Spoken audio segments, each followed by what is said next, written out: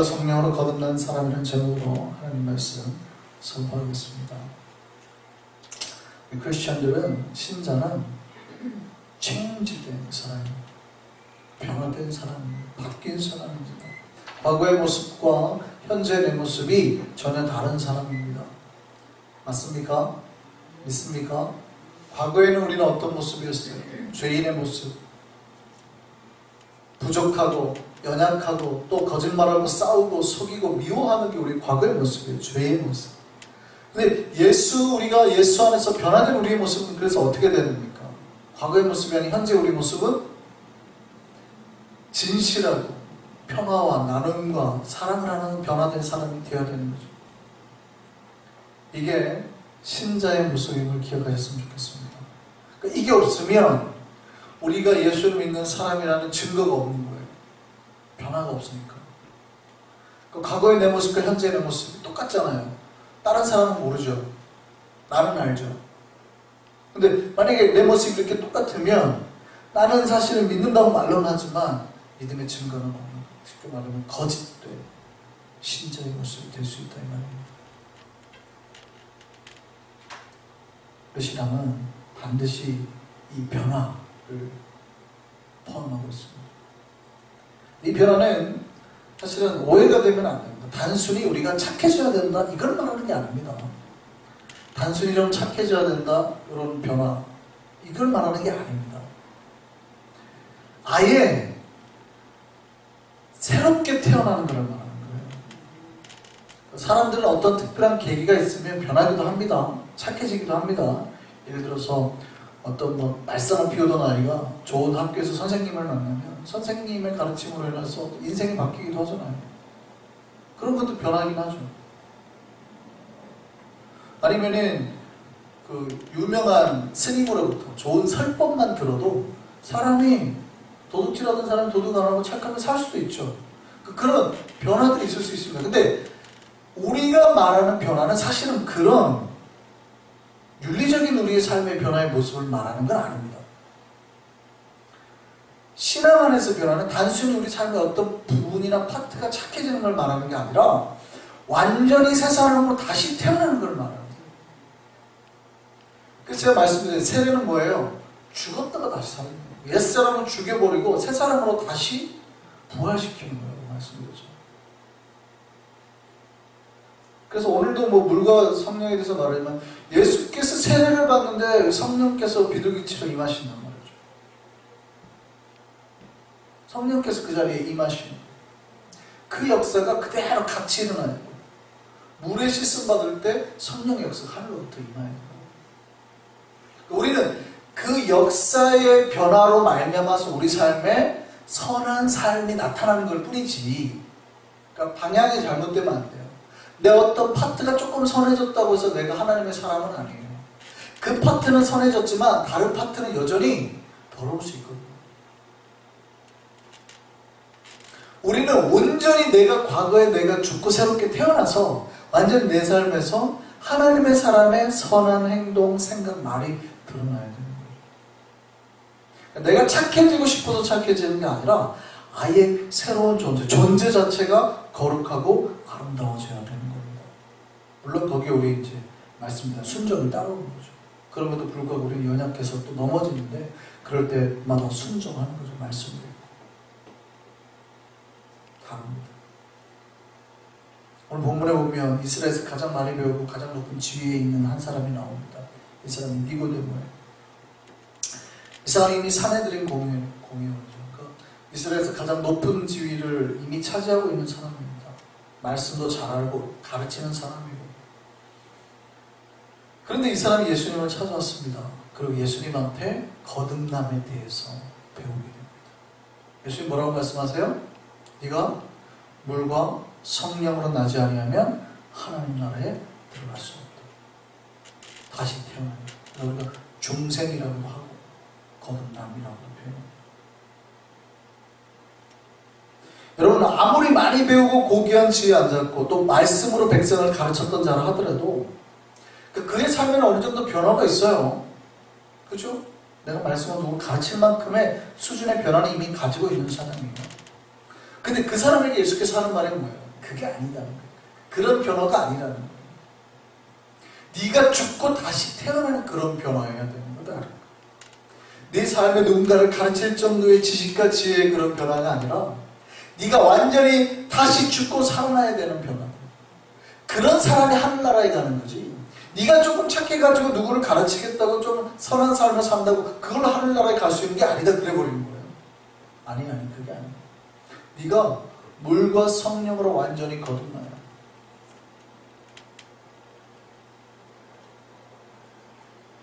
우리가 물과 성령으로 온전히 거듭나는 주의 백성 되기를 소망합니다. 예수께서 니고데에게 뭐게 하셨던 이 말씀은 언제나 우리가 스스로에게 물어야 되는 질문입니다. 우리는 물과 성령으로 거듭나는가? 그 물의 씻음 가운데 죽고 살아나는 삶을 살고 있는가? 거룩한 자의 삶을 살고 있는가? 옛사람은 완전히 죽고 새 사람으로 살고 있는가? 이 질문을 우리 스스로에게 해야 된다 이 말이죠. 끊임없이 우리에게 그 질문이 일어나길 바라고 우리가 물로 거듭난 백성으로 살기를 소망합니다. 두 번째, 그렇게 살고 난 다음에 제가 말씀드렸잖아요. 씻고 난 다음에 가만히 보면 뭐 어떻게 한다고요? 더 심해진다. 반드시 뭘 채워야 돼요? 성령을 채워야 돼요.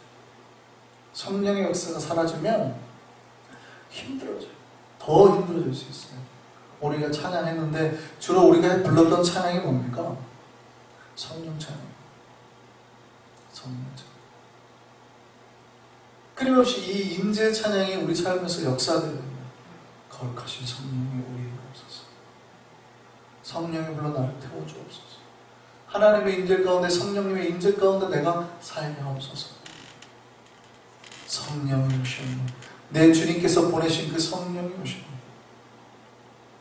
그래서 내가 허무한 시절 보내들을 할 때 내가 외롭지 아니하고 내가 너희와 항상 함께하고 진리의 영이신 성령. 그러니까 우리 안에 그 성령의 역사가 항상 가득해야 되는 거죠. 새롭게 살아가는 물의 역사와 함께 성령의 역사가. 예수께서 니고데모에게 그 질문하는 겁니다. 네가 선하게 살았냐? 니고데모 좀 선하게 살았죠.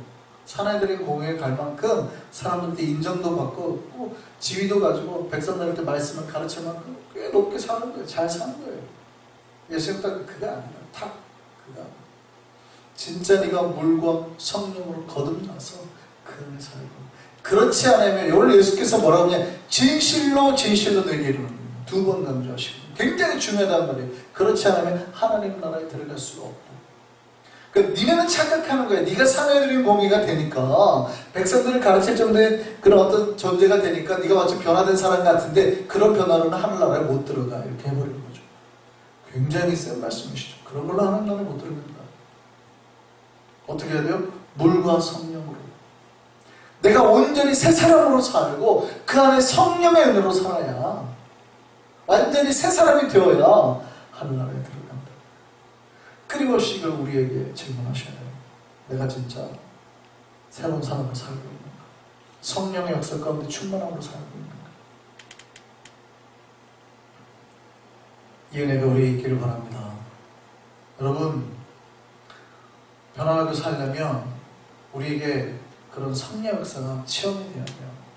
경험이 되어야 됩니다. 여러분, 하나님 나라의 위대한 종으로 아니면 백성으로 거룩하게 살고 싶습니까? 그러면 이 성령의 역사가 누군가가 받은 성령의 역사 말고 나에게 역사는 하나님의 성령의 역사가 있어요. 내가 하나님 앞에 평생 헌신해야 되겠다. 그러려면 하나님께서 나에게 일으키시고 역사했던 그 체험이 있어야 돼요. 한국에서는 신학생들은 묻죠. 왜 이 길을 가게 됐습니까? 그러면 다 자기가 하나님을 만난 그 감정이 있습니다. 내가 어떻게 하나님을 만났고 그 하나님의 놀라운 은혜로 내가 이 길을 가게 됐습니다. 그 개인 체험이 있는 거예요. 그게 있는 사람이 평생 붙잡고 가는 거예요. 근데 그게 없으면 우리 부모님이 가라고 했어요. 내가 점수가 안 돼가지고요. 너 그냥 우리 아버지 어머니 장모 건너는데 신학교 그냥 가라. 너 신학교라도 가서 사람들하고 제가 또 말씀을 피워가지고 이렇게 해버리면 하나님 만난 체험이 없는 사람은 절대 하나님 사랑이 못해요. 내 인생에 강렬하게 역사하는 하나님의 어떤 체험이 있어야 돼요. 어떤 여인이 있었습니다. 이 사람은 부유한 집안에서 태어났어요. 그러니까 날 때부터 좀 잘 살았어요. 그러니까 배고픔을 경험해 본 적이 없어요. 그리고 이 사람이 내가 선생님이 됐는데, 이 사람이 선생님을 가는 학교가 사립학교인데 완전히 부유층 자제들만 오는 학교 선생님이에요. 평소에 배고픔이라는 걸 보고 살아본 적이 없죠. 항상 누리고 살았어요. 근데 어느 날 가다가 갑자기 비명이 들려서 가봤더니 어떤 사람이, 여인이 한 명 쓰러져 있는 거예요. 이 사람이, 이 여인이 그 쓰러진 환자를 데리고 병원을 갔습니다. 근데 그 병원에 사는 말이 뭐예요? 돈 없는 환자는 우리가 치료해주지 않습니다.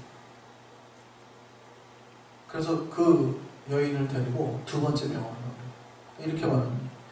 신분이 낮은 사람은 치료해줄 수 없습니다. 그리고 나와가지고 세 번째 병원을 가요. 가는 도중에 그 여인이 죽어요. 처음으로 뭘 경험해봐요? 아, 돈 없고 배고픈 사람들의 실상을 보게 됩니다. 이 사람은 하나님 믿던 사람이었습니다. 근데 자기가 지금까지 잘못 살았다는 걸 깨달은 거예요. 그리고 자기 삶에 그때 하나님의 터치를 경험하고 삶의 반응을 확 해버리죠. 이 여인이 바로 테레사 수녀입니다. 평생을 가난하고 배고픈 사람에서 살게 돼요. 어떠한 하나님의 터치가 그 순간에 다 있었다. 우리 각자에게 하나님께서 터치하는 은혜가 있어요. 나에게 역사하는. 여러분, 그 임재를 소망하면서 살아야 되는 거예요. 그래야 내가 놀라고 내가 인생이 변하고 내가 바뀌는 거예요. 여러분, 니고데모가 예수님을 찾아갔습니다. 왜 찾아갔어요? 그 밤에 직접 그 찾아가서 예수를 만났을 때 니고데모에게 놀라운 말씀의 역사였던 거거든요. 사내들인 공연에 다른 사람 여러 명 있었지만 아무도 안 갔잖아요. 직접 예수 앞에 나아가서 예수를 만나 놀라운 경험과 체험을 했을 때 역사가 일어나는 거예요. 여러분, 성령께서 우리 각자에게 계획이 있으신 대로 이 밤에도 역사하셔서 터치해 주시기를 바랍니다.